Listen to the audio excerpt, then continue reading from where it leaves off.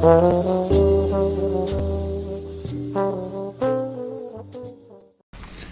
all began when one day I was taking my usual short walk around the block, as it were, which included a reasonably steep hill. I'd almost got to the top when suddenly I got a really burning sensation, not particularly on the chest, but certainly on the upper chest. I was kind of made me think, in fact, of the phrase beloved by power exercise people, feel the burn. Well, certainly I felt the burn. I didn't feel particularly distressed other than that, but when I got back, I phoned the doctor and explained, and he said, go and see a cardiologist. So this I did. I went to see the cardiologist, or I found a cardiologist and went to see, she was a lady, a very nice lady, and she took an ECG plus a scan, looked thoughtful, and gave me a prescription for beta blockers. Told me to come back a week later. A week later I went back and she was still looking thoughtful, and she did explain that in fact the heart could in fact regenerate, which I didn't realise. In fact, she was explaining that it is actually capable of constructing its own bypass, but obviously there was something wrong. The result was she checked me in for an appointment to be admitted to the hospital the following Wednesday. Following Wednesday I went to the hospital and arrived, and after the usual preparations and settling in, I was actually wheeled into a very, very high-tech environment, put on a gunny.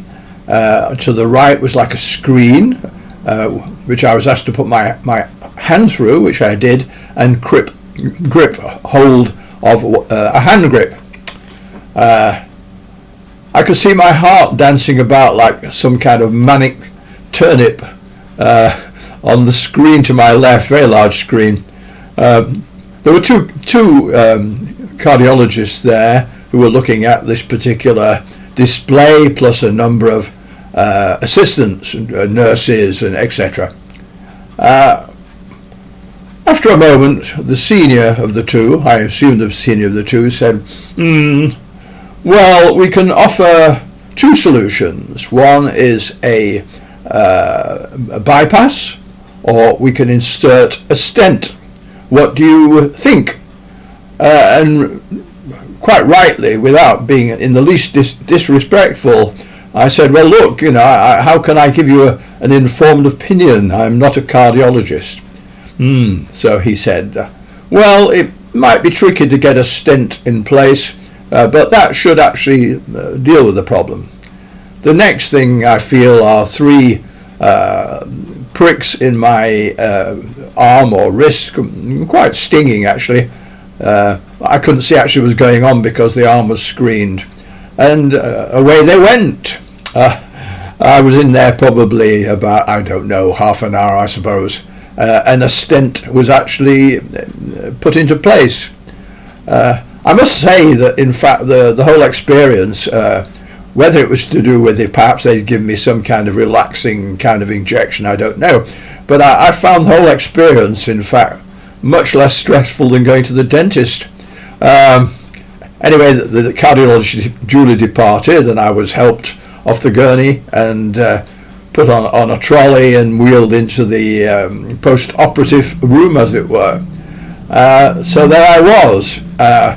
At some point later, when I was back in the ward, a young woman actually came and took me for a walk up several flights of stairs, obviously to check precisely what effect it had on me, which was not particularly, no, I didn't sort of suffer from any respiratory or cardiac distress, and she said, oh, pretty good, also discussing diet, and I did explain that I was a pretty good cook, and I knew very well indeed the principles of good eating and what to avoid.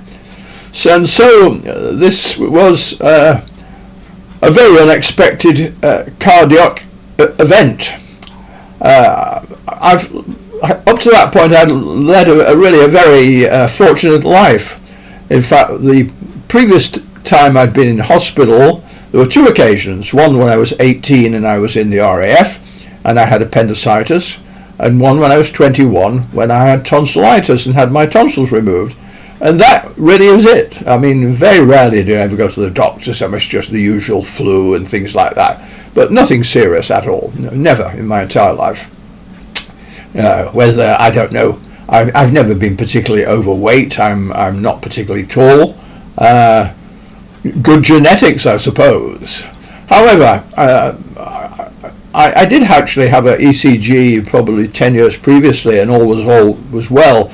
And I can only put down the reason for my problem was that I spent a great deal of time in front of a computer as a very, very busy webmaster and journalist, sometimes hours on end, and you know that you're not supposed to sit there, but you know, as my grandmother used to say, hell is paved with good intentions. In addition to this, I've never been very sporting. I've never been particularly interested in team sports or individual sports, or it's just something which doesn't enter my remit.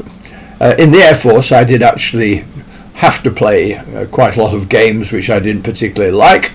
At school, I didn't like games at all. I did quite like running actually when I was under 11, but I was never very good at it.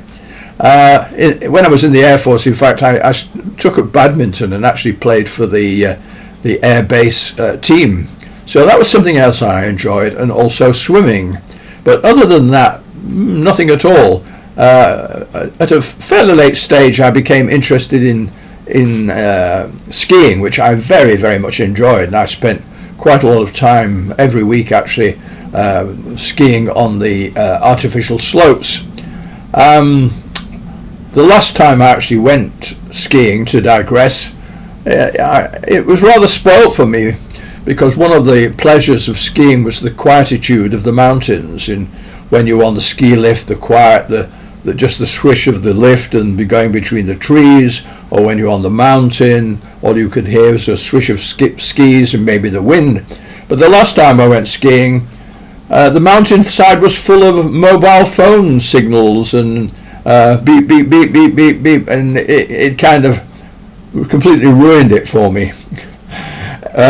Anyway, after my stent was actually installed, I actually had to go for 40 sessions at the hospital gymnasium as part of my recuperation, and it was not particularly difficult. I mean, on the treadmill, the bicycle, PT, lifting medicine balls, etc. And I must admit I did rather well, and the people, in fact, the people who were in charge of the gym, in fact, also concurred in fact that I was doing rather well. And I must admit I felt a lot fitter than I had done for a long time. Not that I ever particularly felt unfit anyway. When the 40 sessions finished, I could have continued, but the problem was then the only sessions I could attend started until 8:30 in the morning, which was impossible because getting through the traffic to get there, it was just totally untenable. So I actually joined a gymnasium. I do go regularly. Sometimes I must admit that I do laps, and again, good intentions. I can find some other reason for not going, but I do go. I'm not trying to break any Olympic records. I get on the treadmill and I do a sort of 6 to 10 minute session, and then on the bicycle, and then some weights, nothing particularly heavy, and up to 30-40 kilos, upper body and legs, etc., etc. And I do quite enjoy it actually, I must admit.